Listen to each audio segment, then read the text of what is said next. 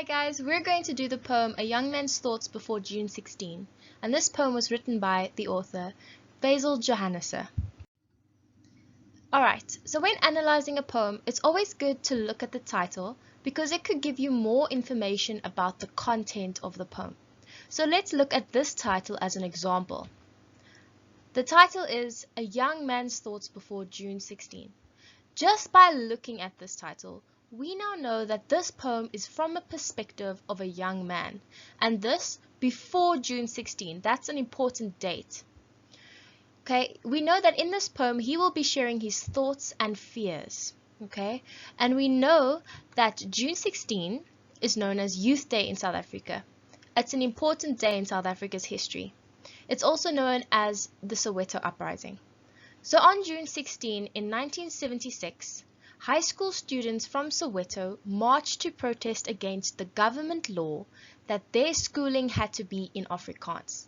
They were not taught in their home language, so you can imagine how difficult that must have been to learn a whole new language and then be taught completely in that strange language. In this poem, Johennesse imagines himself as one of those teenagers the day before the event, foreseeing the tragedy that will take place. Okay, so they were protesting, and you know that when there's protests and it's not peaceful, it often results in violence. And the violence in this case came from the police. Okay, so imagine yourself in the poet's shoes. Okay, if you were a teenager the day before the protest, what would you be thinking about? Would you be thinking about your fears about the next day? Would you be worrying? Would you be stressed? These are the thoughts that this poem is going to explain to us. Okay, we know that on the date of the Soweto Uprising, the police actually shot bullets and tear gas, and many of those children were injured or even killed. So let's carry on and let's look at this poem in its entirety. Let's analyze the structure. Okay, this means the physical characteristics. This poem consists of 13 lines. The rhyme scheme is free verse. Okay, there's no certain rhyming pattern. And there's also enjambment, which means that the sentences are not punctuated. No capital letters, no full stops, no commas. It is just text, okay? And the reason for this enjambment is that it implies confusion and uncertainty about the future. The speaker also does not know what will happen on June 16, which in the context of the poem, June 16 is tomorrow, the next day. Let's look at the word choice or the diction of the poem. The words in the poem create a sad mood or tone, which is associated with negative feelings. And that is why we say that the diction has a negative connotation, because it is associated with negative feelings. Let's look at some of the words we find in the poem. Words such as aches, a sad song, downturned eyes, a broken brow, and drenched with red, implying blood. All of these words give us a negative feeling. They're associated with negative emotions and negative experiences. That is why the overall tone of the poem is negative. When analyzing the poem, certain images are created. For example, the image of mourning or a funeral. We see this in lines 8 to 13. When we read the poem, you will get a better understanding of this. We also see figurative language. For example, in the poem it mentions traveling. Okay, we see roads as choices. It's a metaphor for a choice. Do you turn right or do you turn left? Okay, so the poet is going to make a choice in the poem. Do I go to the protest tomorrow, or do I stay at home and continue to live under the oppression? That's the choice that the poet has to make. Okay, we also see symbolism. For example, drenched in red could symbolize being drenched in blood and therefore a violent death. We also see a theme throughout the poem. Okay, we know that the horror that awaited the young protesters on June 16. Okay, the theme is violence. Okay, it is told from the perspective of a young man who could possibly die in the violence that ensued on that day. Okay, the theme comments on the violence and the brutality of the police, as well as the oppressive nature of the apartheid regime. Okay, so the theme for this poem is violence and brutality. Let's have a look at the poem. Let's read it line by line. Line 1 says, "Tomorrow I travel on a road." Okay, so tomorrow in this line refers to the day of the protest. It refers to June 16 in the future. So currently the poem is June 15, and tomorrow will be the day of the protest, June 16. Okay, the poet also says I, which means that he is alone. It is one person on the journey. He has to make a decision. He feels alone in this endeavor. Okay. It also suggests acknowledgement of his insignificance in comparison to the situation. He feels insignificant in terms of the apartheid regime. His action alone won't do much damage, but together the group of protesters could make a difference, and we know that it did make a difference because that's why we celebrate Youth Day today. But him alone, his actions won't make any difference. Okay, we also see that it is written in present tense. The poem is written in present tense, which creates a sense of immediacy. It's happening now. It's an urgent matter that is being addressed. Let's look at line 2. So tomorrow I travel on a road that winds to the top of a hill.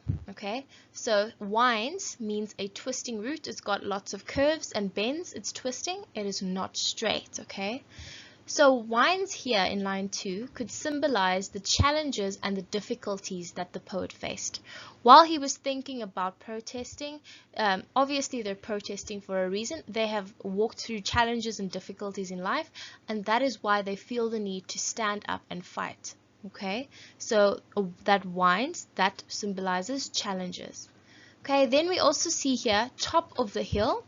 This symbolizes the end goal, okay, which in their case, their goal for protesting, what they want to achieve, is to be taught in a language of their choice, not in Afrikaans, which is not their native tongue. So why should they be taught in Afrikaans? Also, we see a metaphor here in lines 1 and lines 2. Life is being compared to a road, okay, it is a journey. Let's have a look at line 3. I take with me only the sweet memories of my youth. Let's combine 3 and 4. I take only with me the sweet memories of my youth.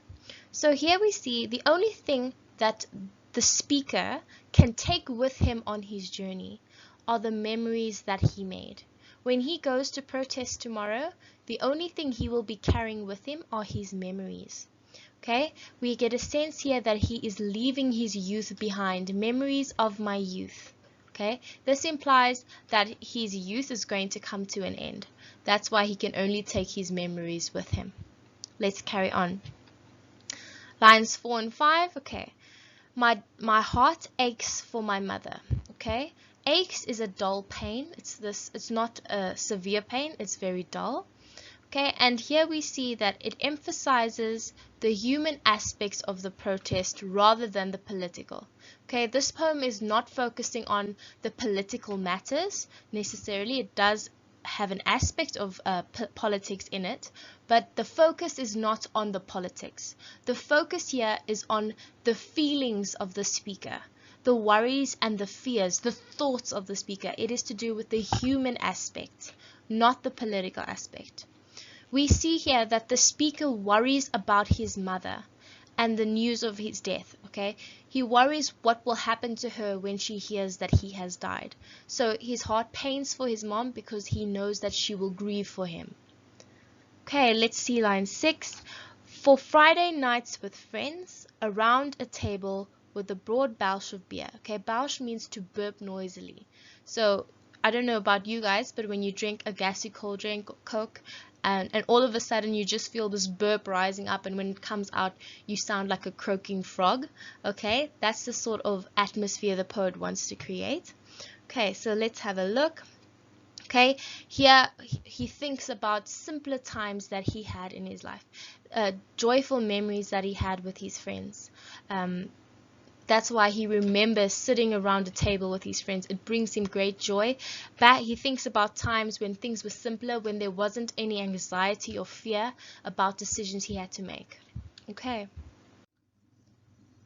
All right, so let's move on. Let's do line 8. I ask only for a sad song. Okay, here he says he wants only a sad song. The only thing that he wants after he has died is for someone to sing him a sad song. Okay, so the only thing he wants from parents or adults during this time of mourning for the youth is for them to sing him a song. And here I want you to think about when you go to a funeral, a lot of the times people actually sing songs of mournings. So that's why here we get the imagery of a funeral or of mourning, because the adults and the people who are left behind are singing sad songs. Line 9 says, sung by a woman with downturned eyes. Okay, downturned eyes suggests grieving or weeping. So if you have a look at this picture over here, you will see that her eyes, it's almost as if her eyes are downturned. They're face downwards, which shows mourning or sadness and crying. Okay, if we move on, line 10, and strummed by an old man with a broken brow. So the word strummed over here simply means sweeping fingers across strings. Okay, so this motion, sweeping fingers across strings, is playing a guitar or a stringed instrument. So we see the picture of someone singing a sad song, we see a picture of a woman crying, and now we see the picture of someone playing an instrument. Okay, this all happens at funerals, and it all shows the mourning that's taking place. Okay, strummed by an old man with a broken brow. Broken brow here, brow simply refers to the forehead. And I don't know about you, but when you cry and you're pulling that face, you can see the wrinkle lines on your forehead. It's almost as if your forehead's no longer straight; it is now broken. That is what this means. Someone is crying, they're mourning. Okay, their facial expressions. Okay, then we'll have a look here. Line 12. Oh, sing my sad song, sing for me, for my sunset is drenched with red. All right, so here we see drenched means soaked through. Okay, so there is a lot of liquid. It is soaked. Okay, so here we see drenched with red. Okay, it's not going to be a gentle death. When he protests tomorrow, he's going to die, but it's going to be a violent death because he will be drenched in red. Okay, drenched in red symbolizes blood. Okay, the sunset here, for my sunset, could be symbolic for the end of his life. At the end of the day, the sun sets. So at the end of one's life, you die. Okay. And we see that the lives of many youth, this is how the lives of many youth ended up. They were killed by the police during the protest on June 16th. All right, guys, let's have a look at some practice questions to help you prepare for your tests and exams. All right, so number 1, identify 3 things that the poet knows he will have to give up once he embarks on his journey of protest. So when he makes the decision to protest the next day, he is going to leave behind 3 things, and he actually mentions these 3 things in the poem. Okay, let's have a look at the answer. Okay, he will leave behind his youth, memories of his youth. He will leave behind his mother, and he will leave behind his friends. Those are the 3 things he leaves behind. Match the lines in the table below with their literary characteristics. Okay, so in line 7, we see alliteration. In lines 3 and 4, we see euphemism, saying it in a less harsh way. And in lines 13, we actually see enjambment. Question 3, discuss the context in which this poem was written. Okay, so this poem was written during the time of apartheid, sometime after the events of June 16. Obviously, the poet needed to be in the future looking back at June 16 in order to write the poem. School children took to the streets in protest against the law of that time, which insisted that learners be taught half their schooling in Afrikaans, a language which they identified strongly with oppression. The young man in the poem foresees tragic events of that day in which many school children were killed by the police. This is the context. This is the reason why the poem was written, and this is the situation surrounding the poem. Let's look at question 4. What is the meaning of the last 2 lines of the poem? In the last 2 lines, the young man indicates that he may die in the protest march, and therefore he will not be able to sing the song himself. He mentions his sunset, which is symbolic for the ending of his life. He describes it as being drenched with red, which means that he imagines that he might die in a bloody and violent way. Question number 5. Choose the answer that you think best sums up the main message of this poem from the options below. Option 1. The poem concentrates on human aspects of this young freedom fighter rather than his political intentions. Number 2, the poem expresses the anger that people felt about the inferiority of their education. Or number 3, the poem expresses a longing for home and family. And we know now that we've analyzed the poem that the correct answer is number 1. The poem concentrates on the human aspects of this young freedom fighter rather than his political intentions.